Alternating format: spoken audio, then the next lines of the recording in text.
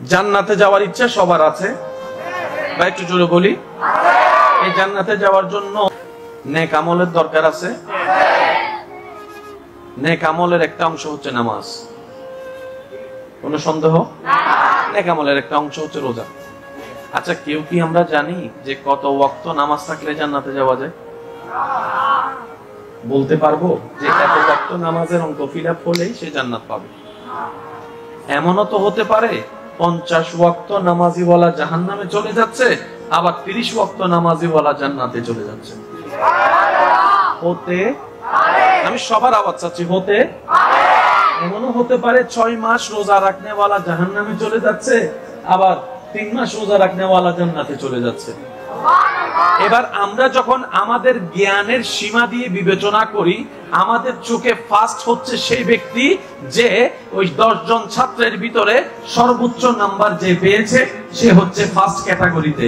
6 জন ব্যক্তির মধ্যে, 6 জন ছাত্রের মধ্যে যে 500 নাম্বার পেয়েছে সে ফার্স্ট নাম্বার, যে 400 পেয়েছে 2 নাম্বার, যে 300 পেয়েছে সে 3 নাম্বার।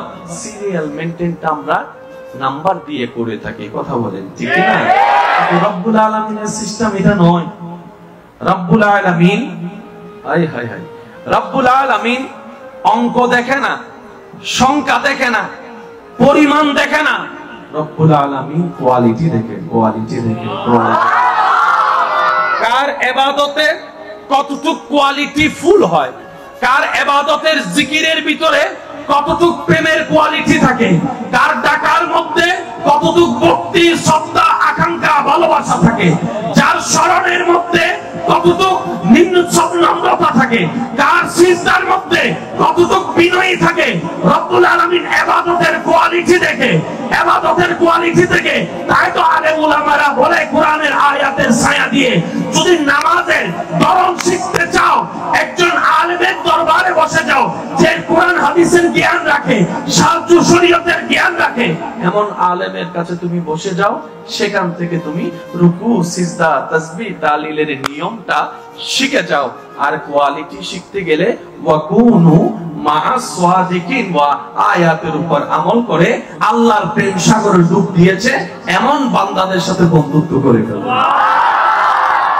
সে দামি জায়গার নাম কি বলেছিলাম? একটু সবাই বলি, যাদের কাছে আছে তারা একটু আওয়াজ দিয়ে বলে, সেই দামি জায়গার নাম কি? এই দিল জায়গাটা এত দামি, অন্তরের জায়গাটা এত দামি। আপনি যদি মুসলমান হয়ে কোন বিধর্মীর দিলে আঘাত দেন, রব্বুল আলামিন সেটারও বিচার করবে। সুবহানাল্লাহ বলছেন। বুঝবেন মাইকের আওয়াজ যতটুকু যাচ্ছে, যে যেখান থেকে শুনছেন গভীর মনোযোগ। কোন মুসলমান হয়েও, এটা আমাদের বুঝার জন্য, কোন নামাজি হয়েও যদি কোন একজন বেনামাজি সাপ্তাহিক নামাজের দিলেও আঘাত দিই, সেটার বিচার রব্বুল আলামিন করবে, করবে। ইসলাম কত চমৎকার জানেন? কোন নামাজি ব্যক্তি যদি নামাজের উপর অহংকার করে, কোন একজন বেনামাজি ব্যক্তিকে যদি সবার সামনে অপমান করে, তার গোপন খবর, দোষের খবর প্রকাশ করে যদি সমাজে তাকে লাঞ্ছিত করে যে তুই তো নামাজ পড়স না বেটা, আল্লাহ তাআলা ওই নামাজের নামাজকেও ক্যান্সেল করে দিবেন। সুবহানাল্লাহ বলে না? আমার মনে হয় আওয়াজটা একটু বড় হবে।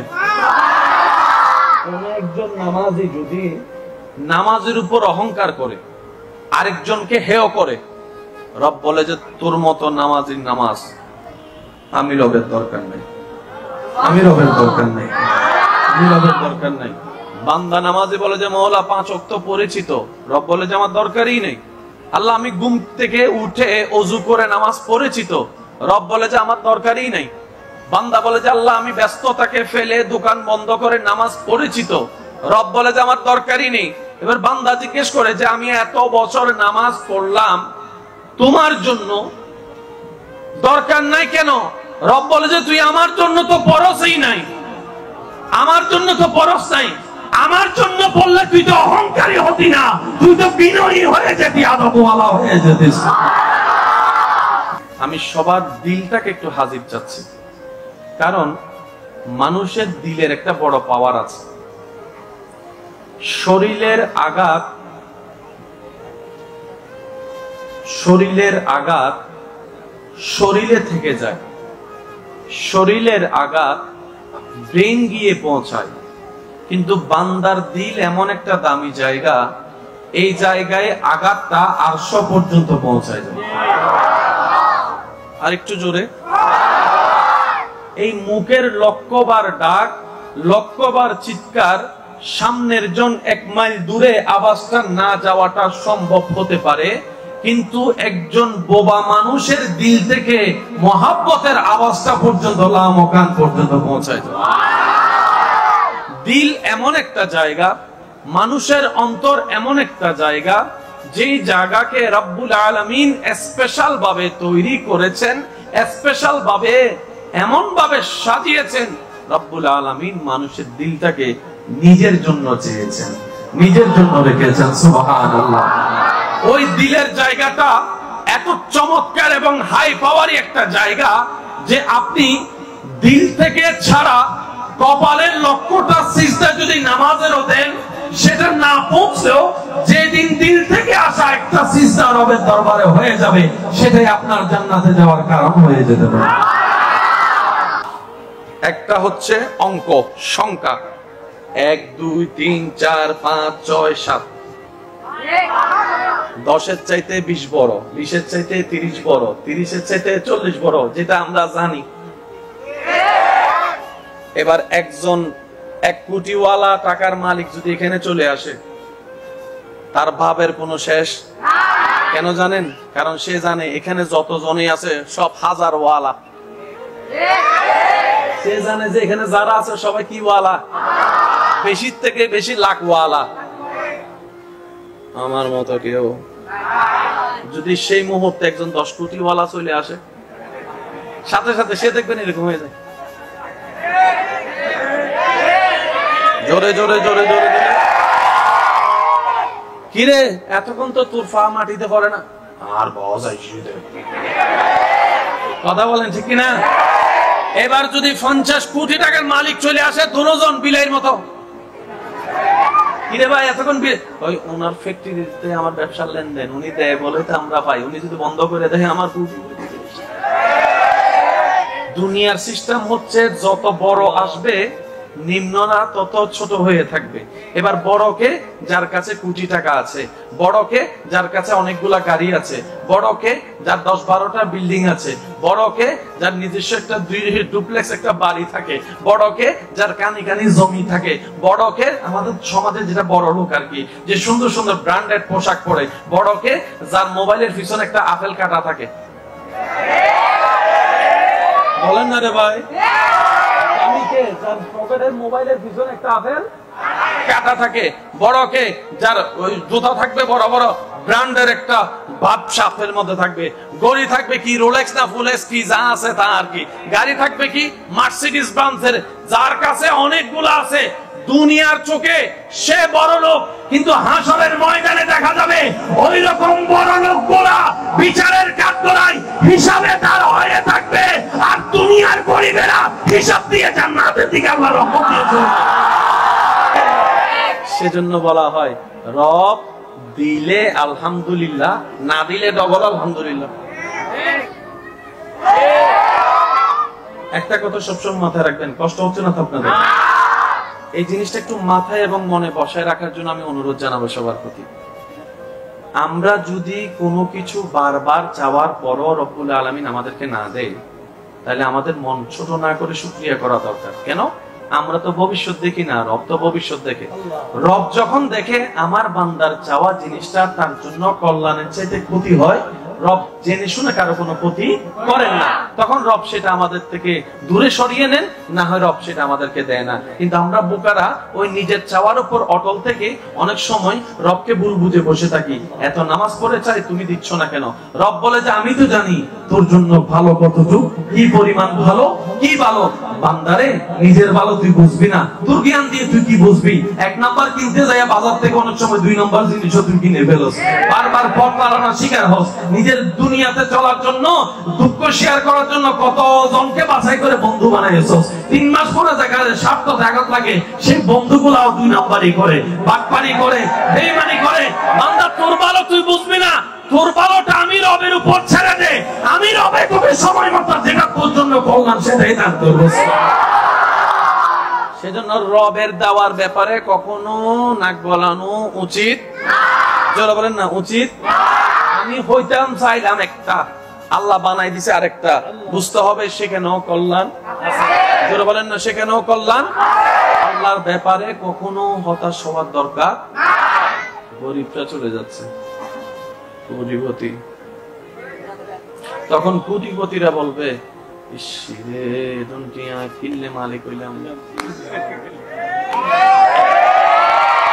আজকে যেটা আপনার আফসোস না পাওয়ার, ওই দিন ওনাদের আফসোস হবে কেন পেলাম, কেন এতগুলা গাড়ি, কেন এতগুলা বাড়ি। এবার বলেন আল্লাহ কি কাউকে দুনিয়াবি ক্ষেত্রে বড় লোক হতে নিষেধ করেছেন? ব্যবসা করতে নিষেধ করেছেন? একটু জোরে বলেন না।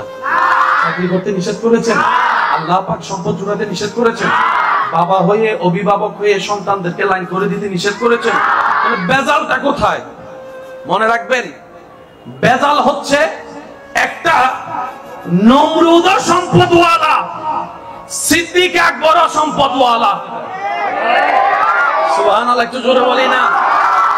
ফেরাউন সম্পদওয়ালা, ওসমান গনি জিন্নুরাইন সম্পদওয়ালা।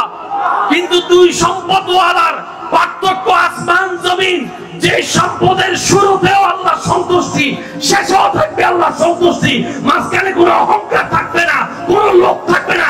ওই সম্পদ যেটা আল্লাহ দিয়েছে, আল্লাহর জন্য বান্দা ব্যয় করবে আল্লাহর বান্দার কল্যাণে, ওই সম্পদ তার জন্য কল্যাণের হয়ে যাবে। আল্লাহু আকবার।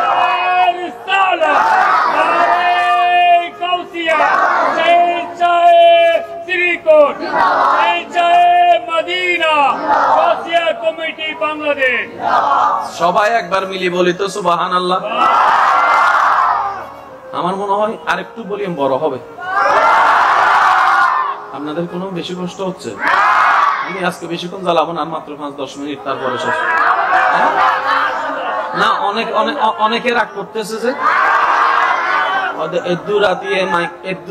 পর্যন্ত মাহফিল ফিল্লা করার ফজরের নামাজ পড়তো না। আল্লাহ বলছো না, মনে করে তো এদু রাতি মাহফিল করে ফজর নামাজ পড়তো না বলে। আজ এখন তো জানি না যে ফজরের নামাজ পড়েননি, এটা এনে পড়ে আছে না পড়েননি, ইতে বিয়ের তো নাই সেটা থাকতে বাজে প্যাকেজ শেষ করে ইতে এত হইতো না। জিবে ফরেননে ইবে গুমত নড়ি ফরিব, আর জিবে না ফরেননে ইদের টেলিল। ইদারে যদি ফজর নামাজ পড়তে হইতো কি হবে? আজ এই কি শুক্রবার ঈদ না, জোহর না, জুমার নামাজ না হতে দেখেন দিবে না, এটা খাওয়া বাদ। সেজন্য বলি আমরা সবাই নিজ নিজ জায়গায় রবের দরবারের বড় বড় পাপের আসামি। আমরা যেন অন্যের দোষ খুঁজে, অন্যের দোষ ধরে নিজের সময়গুলোকে আর নষ্ট না করি। আমরা বুদ্ধিমানের কাজ হবে নিজের করা ভুলগুলোর জন্য রবের কাছে ওই অন্যের দোষ ধরার সময়টার মধ্যে আমরা যেন তওবা করে করে আল্লাহর কাছে ক্ষমা চাইতে থাকি। এটা আমাদের জন্য লাভের হবে। ইস্তেগফার এমন একটা অলৌকিক নিয়ামত, কিভাবে বুঝাই আপনাদেরকে। ইস্তেগফার, তওবা এমন একটা জিনিস, বান্দা যত রবের কাছে সারেন্ডার করতে থাকে, রব তত খুশি হয়ে তার গুনার পাল্লাকে মিটাইতে থাকে, গুনার পাহাড়কে মিটাইতে থাকে, পক্ষান্তরে তার সওয়াবের পাল্লাকে বাড়াইতে থাকে, পক্ষান্তরে তার জীবনের আশা বাঁধাগুলাকে আল্লাহ পাক সরাতে থাকে। সুবহানাল্লাহ। তাই নয়, তার বিনা মৌসুমে আল্লাহ তাকে বৃষ্টি দিয়ে রহমত দিবেন, এমন এমন জায়গা থেকে রিজিক এনে দিবেন, বান্দা কল্পনায় পড়ে যাবে আমি তো আশাই করিনি এখান থেকে পাবো, পেলাম তো পেলাম কিভাবে। রব বলে যে ওই যে কিছুদিন আগে ইস্তিগফার তওবা করেছিলে, আমার বড্ড পছন্দ হয়েছে তোর তওবা করাটা, তাই আমি আল্লাহ তোর ধীরে এই নিয়ামতের ব্যবস্থা করে দিয়েছি। সূরা নূর মধ্যে যদি একটু দেখা যায়, প্রত্যেকটা শব্দ আপনাকে অবাক অবাক করে দিবে। ফাকুল তুস্তাগফিরু থেকে শুরু করলে আপনি দেখতে পাবেন আল্লাহ পাক বলে তওবা করতে থাকো, নিয়ামত নিতে থাকো, তওবা করতে থাকো, ক্ষমা নিতে থাকো। সুবহানাল্লাহ বলেন না। তওবা নিতে থাকো, আসমানের বৃষ্টি নিতে থাকো, তওবা করতে থাকো, সম্পদ বাড়াতে থাকো, তওবা করতে থাকো, নিয়ামত নিতে থাকো, তওবা করতে থাকো, রিজিক বাড়াইতে থাকো। বান্দা তুমি তওবা করতে থাকো, আমি রবের প্রিয় হতে থাকো, হতে থাকো। আল্লাহু আকবার।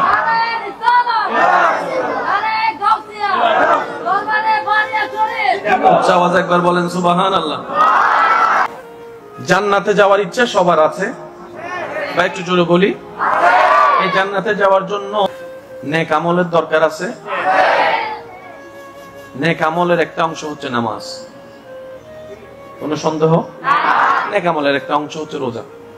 আচ্ছা, কেউ কি আমরা জানি যে কত ওয়াক্ত নামাজ থাকলে জান্নাতে যাওয়া যায়? বলতে পারবো যে এত ওয়াক্ত নামাজের অঙ্ক ফিল আপ হলেই সে জান্নাত পাবে?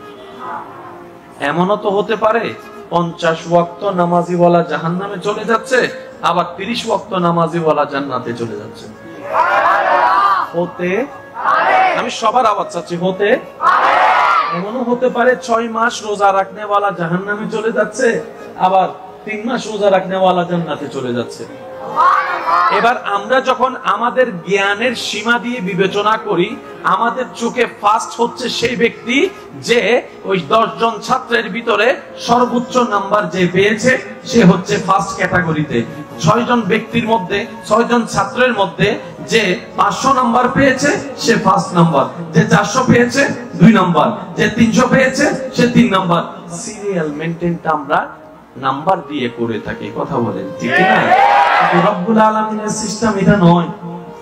রব্বুল আলামিন রব্বুল আলামিন অঙ্ক দেখে না, সংখ্যা দেখে না, পরিমাণ দেখে না, রব্বুল আলামিন কোয়ালিটি দেখে, কোয়ালিটি দেখে।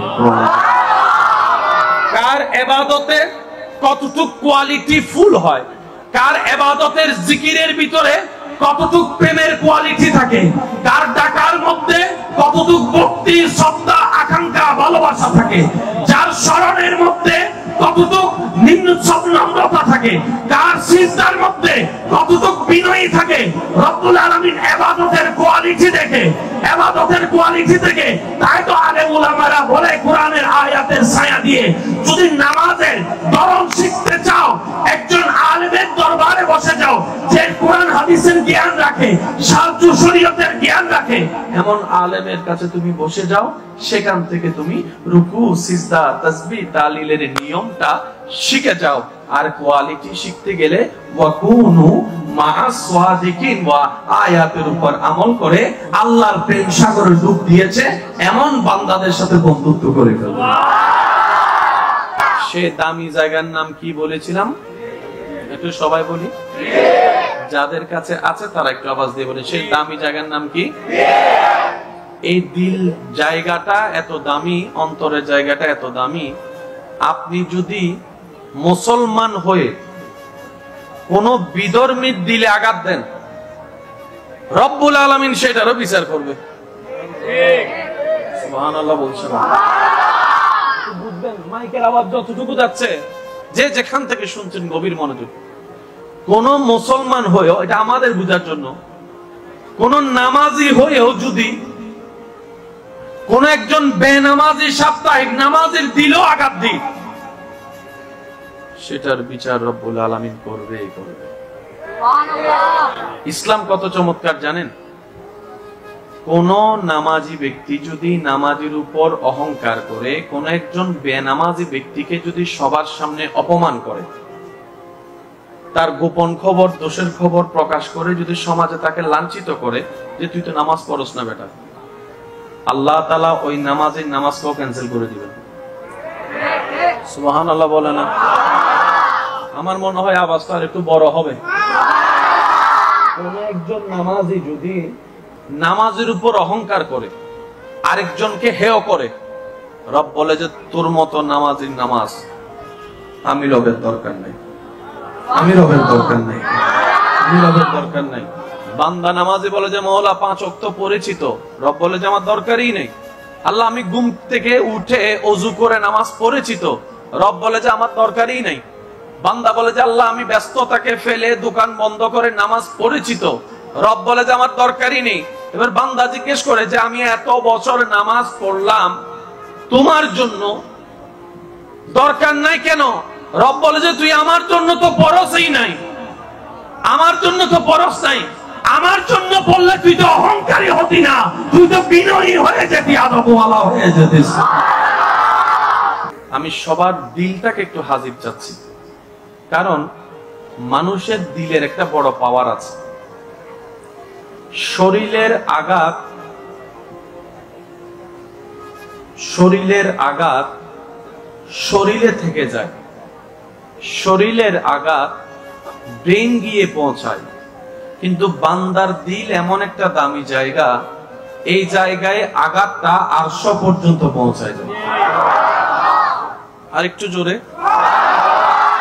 এই মুখের লক্ষবার ডাক, লক্ষবার চিৎকার, সামনের জন 1 মাইল দূরে আওয়াজটা না যাওয়াটা সম্ভব হতে পারে, কিন্তু একজন বোবা মানুষের দিল থেকে মহাব্বতের আওয়াজটা পর্যন্ত লামকান পর্যন্ত পৌঁছায় যায়।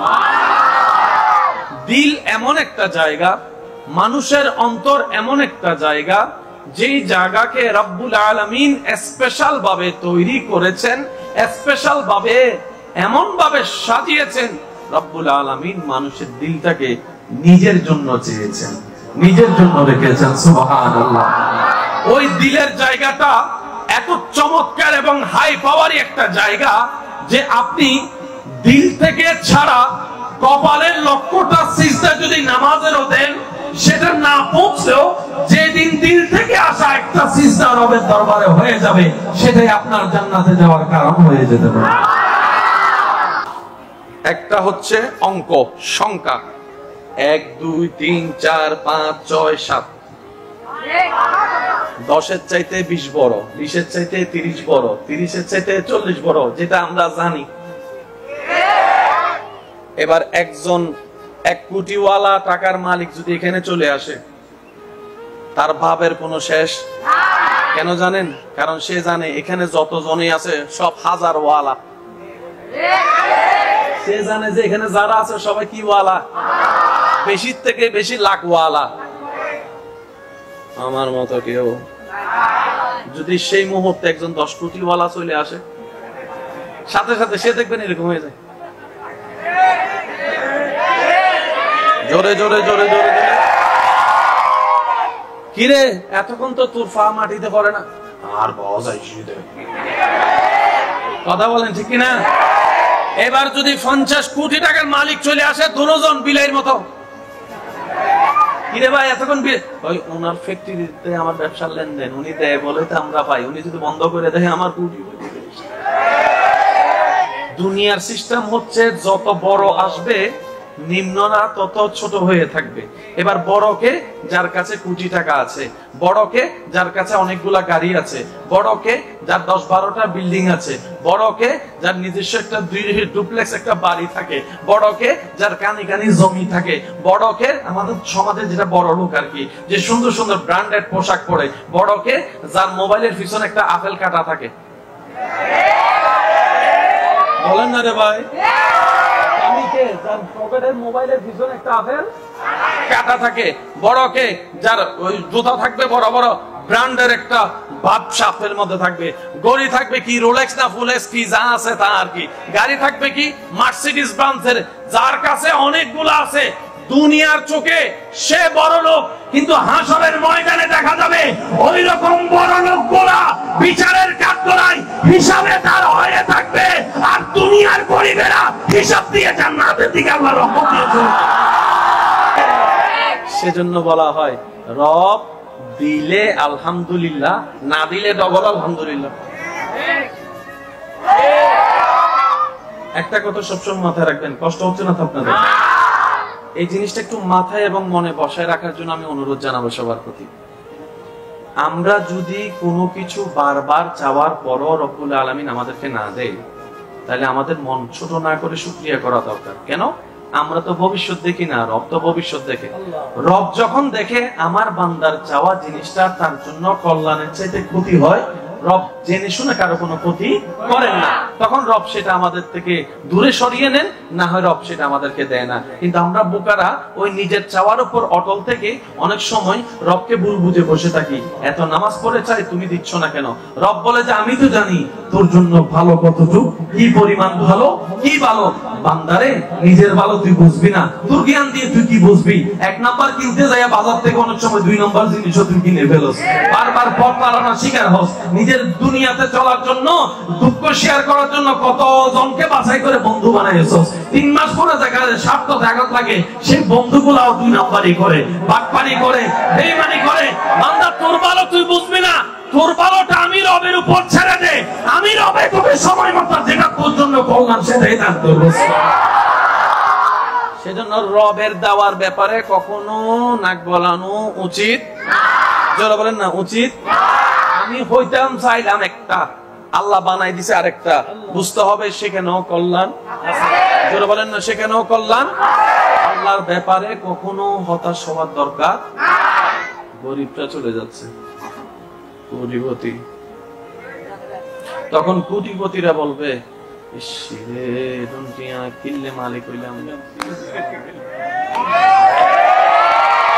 আজকে যেটা আপনার আফসোস না পাওয়ার, ওই দিন ওনাদের আফসোস হবে কেন পেলাম, কেন এতগুলা গাড়ি, কেন এতগুলা বাড়ি। এবার বলেন আল্লাহ কি কাউকে দুনিয়াবি ক্ষেত্রে বড় লোক হতে নিষেধ করেছেন? ব্যবসা করতে নিষেধ করেছেন? একটু জোরে বলেন না।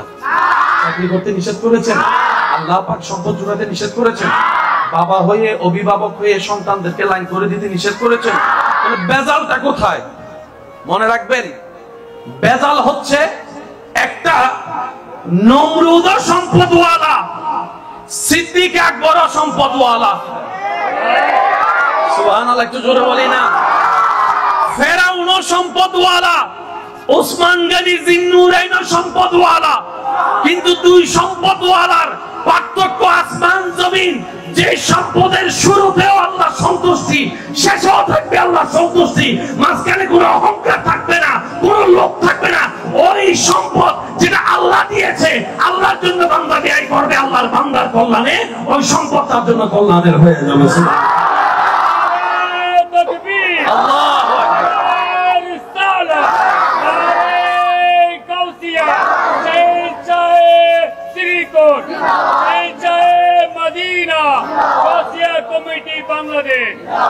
সবাই একবার মিলি বলি তো সুবহানাল্লাহ। আমার মনে হয় আরেকটু ভলিউম বড় হবে। আপনাদের কোনো বেশি কষ্ট হচ্ছে? আমি আজকে বেশিক্ষণ জ্বালাবো না, মাত্র 5-10 মিনিট, তারপরে শেষ। না অনেকে রাগ করতেছে যে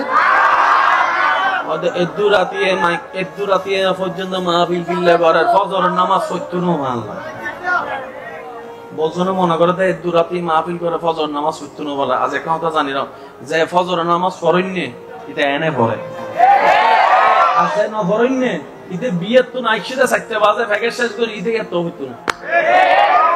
বুঝেন না ভাই, জিবে ফরেননি ইবে ঘুমত নড়ি পড়িব, আর জিবে না ফরেননি ঈদের ঠেলিল।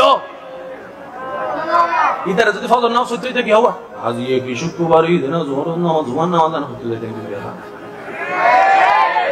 খাওয়ানো বাজ। সেজন্য বলি আমরা সবাই নিজ নিজ জায়গায় রবের দরবারের বড় বড় পাপের আসামি। আমরা যেন অন্যের দোষ খুঁজে অন্যের দোষ ধরে নিজের সময়গুলোকে আর নষ্ট না করি। আমরা বুদ্ধিমানের কাজ হবে নিজের করা ভুলগুলোর জন্য রবের কাছে ওই অন্যের দোষ ধরার সময়টার মধ্যে আমরা যেন তওবা করে করে আল্লাহর কাছে ক্ষমা চাইতে থাকি। এটা আমাদের জন্য লাভের হবে। ইস্তেগফার এমন একটা অলৌকিক নিয়ামত, কিভাবে বুঝাই আপনাদেরকে। ইস্তেগফার তওবা এমন একটা জিনিস, বান্দা যত রবের কাছে সারেন্ডার করতে থাকে, রব তত খুশি হয়ে তার গুনার পাল্লাকে মিটাইতে থাকে, গুনার পাহাড়কে মিটাইতে থাকে। পক্ষান্তরে তার সওয়াবের পাল্লাকে বাড়াইতে থাকে, পক্ষান্তরে তার জীবনের আশা বাঁধাগুলাকে আল্লাহ পাক সরাতে থাকে। সুবহানাল্লাহ। শুধু তাই নয়, তার বিনা মৌসুমে আল্লাহ তাকে বৃষ্টি দিয়ে রহমত দিবেন, এমন এমন জায়গা থেকে রিজিক এনে দিবেন, বান্দা কল্পনায় পড়ে যাবে আমি তো আশাই করিনি এখান থেকে পাবো, পেলাম তো পেলাম কিভাবে। রব বলে যে ওই যে কিছুদিন আগে ইস্তিগফার তওবা করেছিলি, আমার বড্ড পছন্দ হয়েছে তোর তওবা করাটা, তাই আমি আল্লাহ তোর তকদিরে এই নিয়ামতের ব্যবস্থা করে দিয়েছি। সূরা নূর মধ্যে যদি একটু দেখা যায়, প্রত্যেকটা শব্দ আপনাকে অবাক অবাক করে দিবে। ফাকুল তুস্তাগফিরু থেকে শুরু করলে আপনি দেখতে পাবেন আল্লাহ পাক বলে তওবা করতে থাকো, নিয়ামত নিতে থাকো, তওবা করতে থাকো, ক্ষমা নিতে থাকো। সুবহানাল্লাহ বলেন না, তওবা নিতে থাকো। থাকো, আসমানের বৃষ্টি নিতে থাকো, তওবা করতে থাকো, সম্পদ বাড়াতে থাকো, তওবা করতে থাকো, নিয়ামত নিতে থাকো, তওবা করতে থাকো, রিজিক বাড়াইতে থাকো।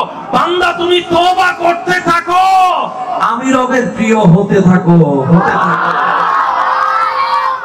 আল্লাহু আকবার।